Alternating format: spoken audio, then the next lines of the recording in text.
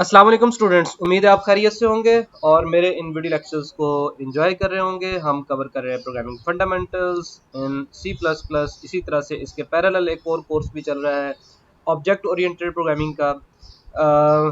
अब इसमें काफ़ी सारे वीडियो लेक्चर्स अपलोडेड हो चुके हैं। स्ट्रिंग का टॉपिक हमने लास्ट वीडियो में कवर अप किया है।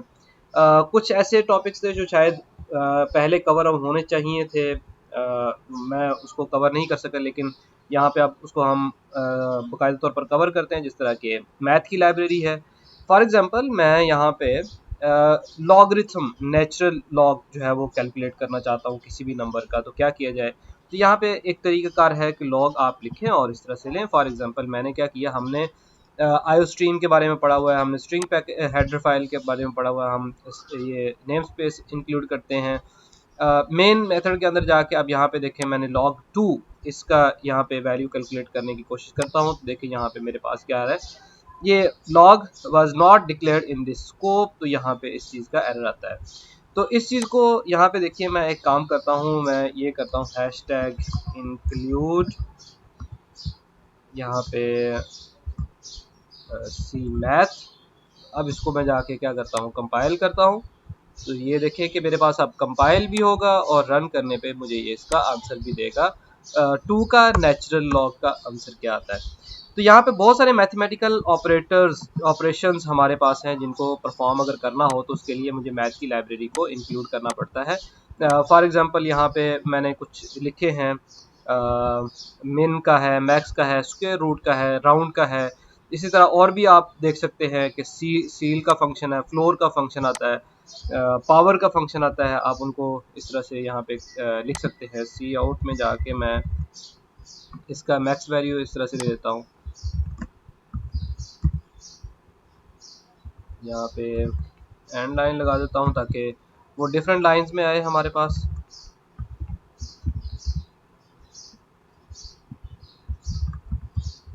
एंड लाइन, और इसी तरह से ये भी एंड लाइन, इसको भी हम सी आउट, और यहाँ पे भी सी आउट,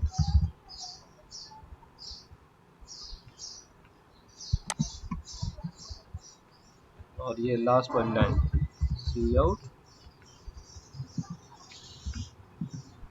अब इसको कंपाइल करते हैं और ये एक्स वाई है, वैल्यू देनी पड़ेगी हमें 5,10, और यहाँ पे भी हमें वैल्यू देनी पड़ेगी 3,4,3। क्योंकि एक्स वाई तो हमारे पास नहीं है, मैं इसको दोबारा फिर कंपाइल करता हूँ और फिर इसको मैं रन करता हूँ। तो यहाँ पे देखें मुझे क्या कर रहा है, यहाँ पे उसके लॉग की वैल्यू दे रहा है और मैक्सिमम वैल्यू ज़ाहिर बात है 5 और 10 में से 10 है, 3 में से मिनिमम है।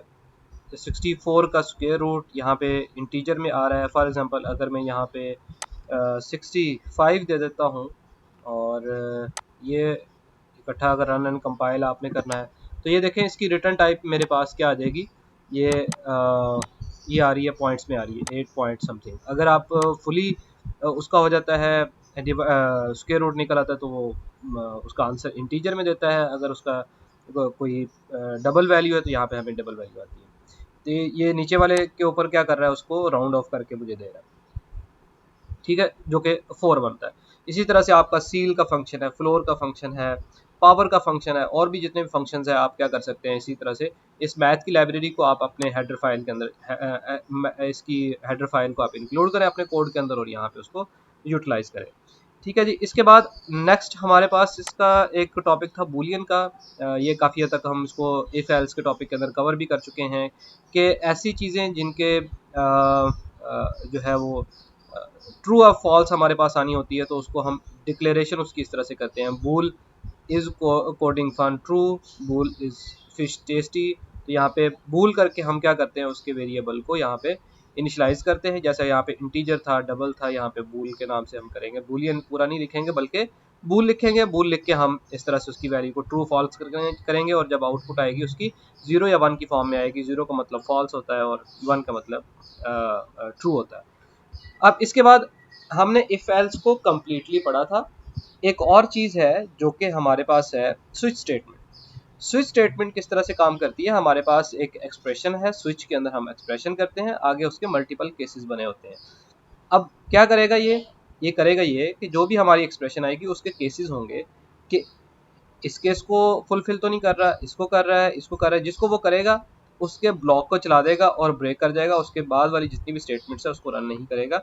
फॉर एग्जांपल यहाँ पे मेरे पास एक एग्जांपल है इंट, मैं इसी को कॉपी करता हूँ यहाँ से। यहाँ पे देखिए कि मैंने क्या किया, मैंने int D is equal to 4, अब यहाँ पे वो एक्सप्रेशन आ गई।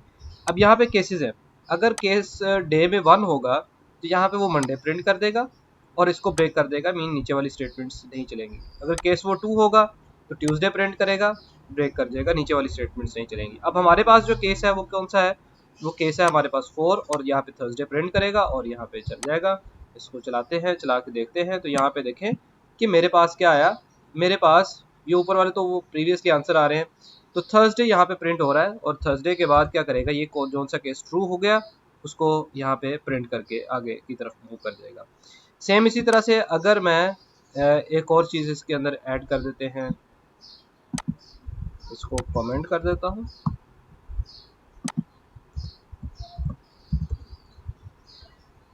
तो यहाँ पे आखिरी एक एग्जांपल है, उस एग्जांपल के अंदर क्या किया जा रहा है, अब डे इज इक्वल टू 4 ये एक्सप्रेशन है। अब इस केस के अंदर 6 है, 7 है, मीन यहाँ पे आपने केस के आगे उसकी पॉसिबल वैल्यू लिखनी है। अगर ये 6 आएगा, 7 आएगा, अब इन दोनों में 4 नहीं है, जब 4 नहीं है तो क्या करेगा ये करेगा ये कि ये एक हमारे पास है डिफ़ॉल्ट, अगर इनमें से कोई एक भी ट्रू ना हो तो बाय डिफ़ॉल्ट फिर ये चलेगा। ठीक है, तो हम इसको क्या करते हैं, इस कोड को कॉपी करते हैं, कॉपी करके मैं इधर पेस्ट करता हूँ, तो यहाँ पे जाके इसको कॉपी करते हैं। ठीक है, और ऊपर तो ठीक है। अब यहाँ पे डे इज इक्वल टू 4 है और 4 की यहाँ पे कोई केस नहीं है, तो ये क्या करेगा, इसको डिफ़ॉल्ट में जो वैल्यू है उसको प्रिंट करना चाहिए। तो ये देखें, looking forward to the weekend, तो यहाँ पे हमारे पास अगर ये कोई भी वैल्यू नहीं है, अगर यहाँ पे 6 आ जाएगा फॉर एग्जांपल, तो ये क्या करेगा, टुडे इज़ सैटरडे, और ये आगे आने वाली लाइनों को ये प्रिंट नहीं करेगा, मीन डिफ़ॉल्ट की वैल्यू को प्रिंट नहीं करेगा। डिफ़ॉल्ट का प्रिंट करेगा जब इसमें से कोई केस भी हमारे पास ट्रू नहीं होगा। तो ये था हमारे पास जो है वो स्विच स्टेटमेंट किस तरह से काम करती है। ये भी इफ़ एल्स की तरह का ही है। इफ़ एल्स में हम एक एक कंडीशन को चेक करते हैं, यहाँ पे एक ही एक्सप्रेशन के अगेंस्ट मल्टीपल केसेस अगर बन रहे हो तो फिर हम उसको स्विच स्टेटमेंट लगा के आगे उसके जितने भी केसेस होते हैं वो लिखते जाते हैं, और जौन से केस के ऊपर वो चीज़ चलनी होती है उसको हम चला देते हैं। तो ये था हमारे पास स्विच का कॉन्सेप्ट। सो